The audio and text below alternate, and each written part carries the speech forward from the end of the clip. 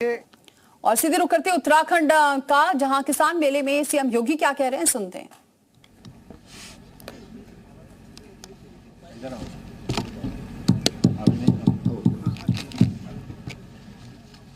महायोगी गुरु गोरखनाथ महाविद्यालय के इस पावन प्रांगण में गोविंद वल्लभ पंत कृषि एवं प्रौद्योगिकी विश्वविद्यालय द्वारा राष्ट्रीय डेयरी अनुसंधान संस्थान उत्तराखंड मुक्त विश्वविद्यालय के संयुक्त तत्वाधान में आयोजित इस किसान मेला के उद्घाटन कार्यक्रम में उपस्थित उत्तराखंड सरकार के वरिष्ठ मंत्री माननीय श्री सतपाल महाराज जी, उत्तराखंड सरकार के शिक्षा और स्वास्थ्य मंत्री डॉक्टर धन सिंह रावत जी, कुलपति जेबी पंत कृषि एवं प्रौद्योगिकी विश्वविद्यालय डॉक्टर मनमोहन सिंह चौहान जी, माननीय विधायक श्रीमती रेणु बिष्ट जी, राष्ट्रीय डेयरी अनुसंधान संस्थान के निदेशक डॉक्टर धीर सिंह जी, कुलपति उत्तराखंड मुक्त विश्वविद्यालय प्रोफेसर ओपीएस नेगी जी,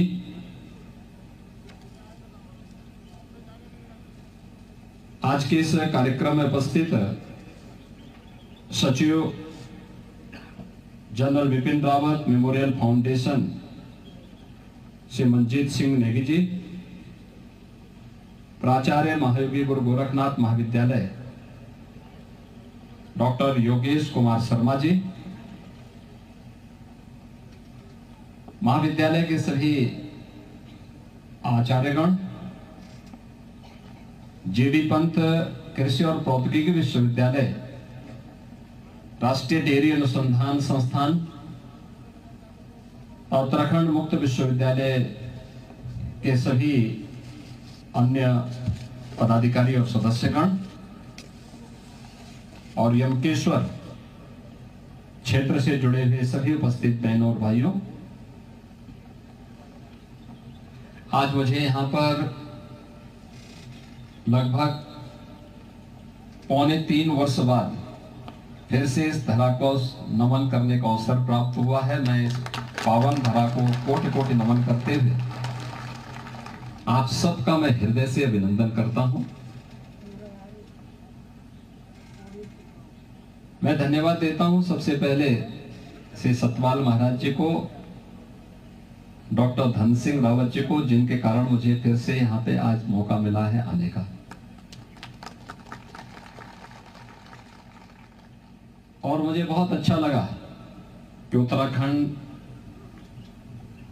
यहां पर देश के यशस्वी प्रधानमंत्री श्री नरेंद्र मोदी जी के मार्गदर्शन में और उत्तराखंड के लोकप्रिय मुख्यमंत्री श्री पुष्कर सिंह धामी जी के नेतृत्व में कर्मठ मंत्रियों और जनप्रतिनिधियों के सहयोग से विकास के नित्य नए प्रतिमान स्थापित कर रहा है। एक कृषि मेला उसका एक उदाहरण है। और कृषि मेला एक ऐसी जगह लगा है जो एक महाविद्यालय है।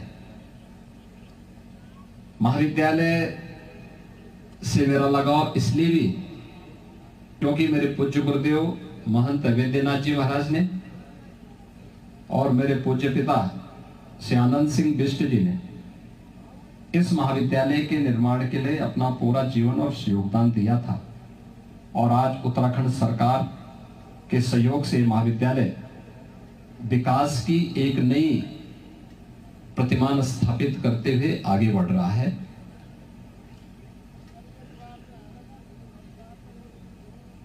यहां पर जेबी पंत कृषि और प्रौद्योगिकी विश्वविद्यालय यह देश का पहला कृषि विश्वविद्यालय है।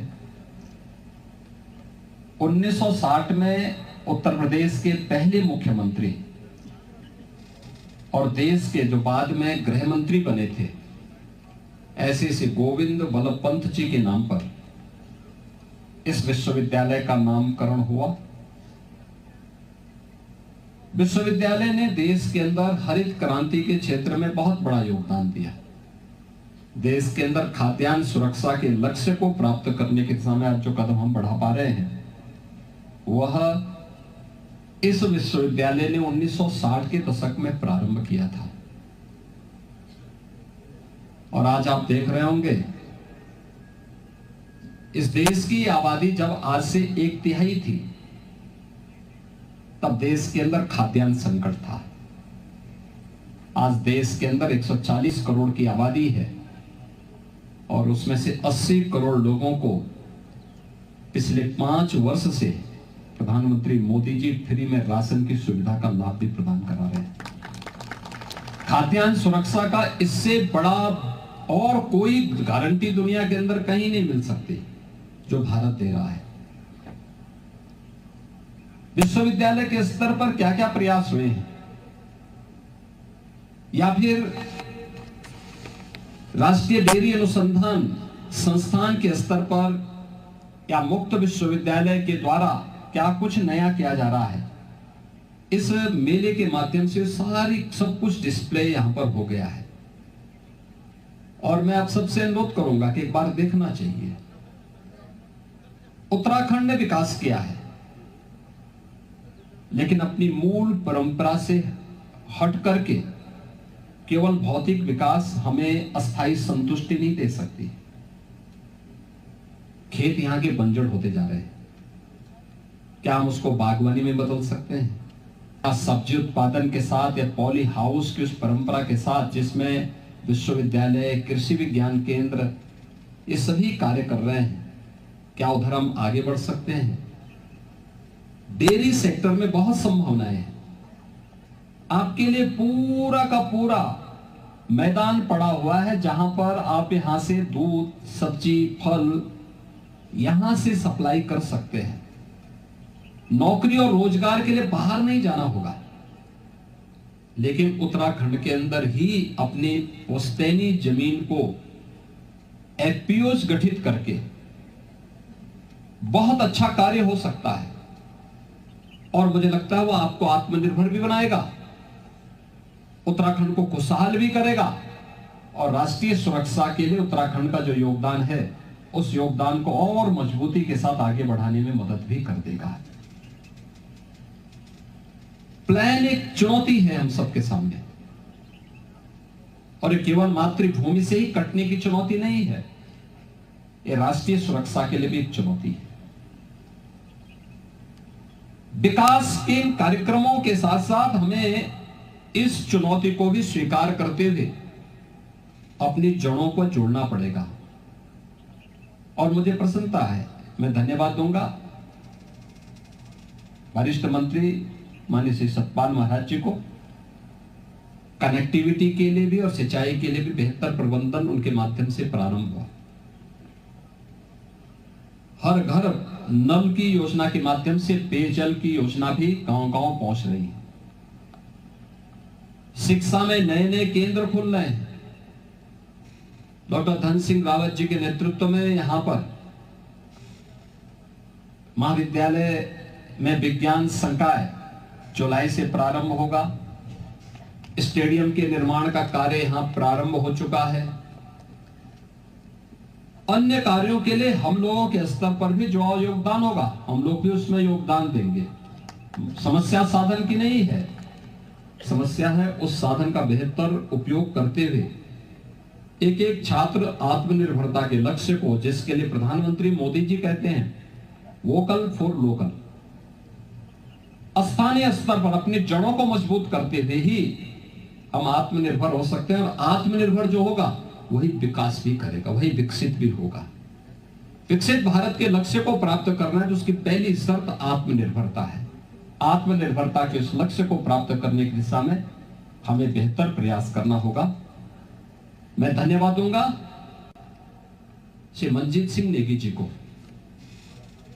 जिन्होंने जनरल बिपिन रावत जी, जो देश के पहले चीफ ऑफ डिफेंस स्टाफ हैं, इसी उत्तराखंड की भूमि के सपूत हैं, उनकी स्मृतियों को इन्होंने जीवंत बनाया और उनकी स्मृति में जगह जगह स्मारक बनाना, उनके कार्यक्रमों को अनवरत आगे बढ़ाने के साथ जुड़ना, और जुड़ना ही नहीं बल्कि आज यहां पर जनरल बिपिन रावत जो मेमोरियल फाउंडेशन है उसके माध्यम से उन्होंने इस महाविद्यालय में मेरे पूज्य पिता की स्मृति को जीवंत बनाए रखने के लिए 100 फीट के ऊंचे तिरंगा को, जो भारत के राष्ट्र के आन बान और शान का प्रतीक है, उसको भी इस महाविद्यालय के प्रांगण में आज स्थापित किया है। मैं श्री मंजीत सिंह नेगी जी को और उनकी पूरे फाउंडेशन के सभी पदाधिकारियों को के लिए हृदय से धन्यवाद देता हूं।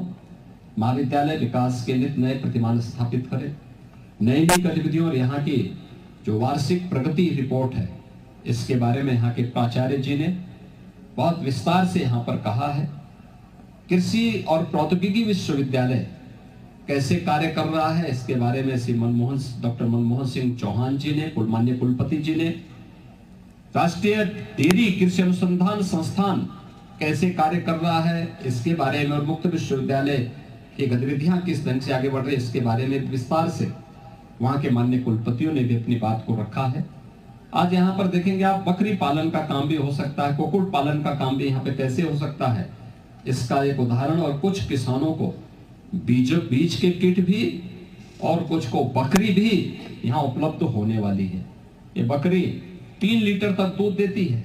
याद रखना, बकरी का दूध, ये लंग्स की बीमारी, फेफड़े से जुड़ी हुई बीमारी, ट्यूबरकुलोसिस हो यानी टीबी हो या डेंगी, कोई बीमारी डेंगी आ जाती है, या वायरल फीवर में जब प्लेटलेट्स काउंट कम होते हैं, बकरी का दूध उसका रामबाण औषधि है और हमें उसके साथ अपने आप को जोड़ना पड़ेगा। यहाँ पे आप करेंगे, बहुत अच्छी व्यवस्था उसके माध्यम से हो सकती है, उसकी पैकिंग की व्यवस्था हो सकती है, उसको आप मार्केट में सप्लाई कर सकते हैं।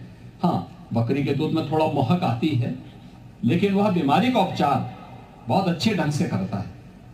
मैं आप सभी देवभूमि के वासियों से ही अपील करूंगा, उत्तराखंड भारत का मुकुटमणि है, देवभूमि है, यहां से नशा को दूर करिए। यहां पर देवभूमि के अनुरूप देवालयों की स्थापना होनी चाहिए, शिक्षा के केंद्रों की स्थापना होनी चाहिए, हेल्थ एंड वेलनेस सेंटर बनने चाहिए, जल संरक्षण के लिए कार्य होना चाहिए, अधिक से अधिक फॉरेस्ट कवर भी बढ़ाया जाना चाहिए। लेकिन खेती बाड़ी के अत्याधुनिक उपायों को करते हुए हम आमदनी को भी कई गुना बढ़ाने में अपना योगदान दे सकते हैं। मैं आज के इस अवसर पर इस कृषि मेला के लिए, यहाँ किसान मेला के लिए प्रोफेसर मनमोहन सिंह चौहान जी को,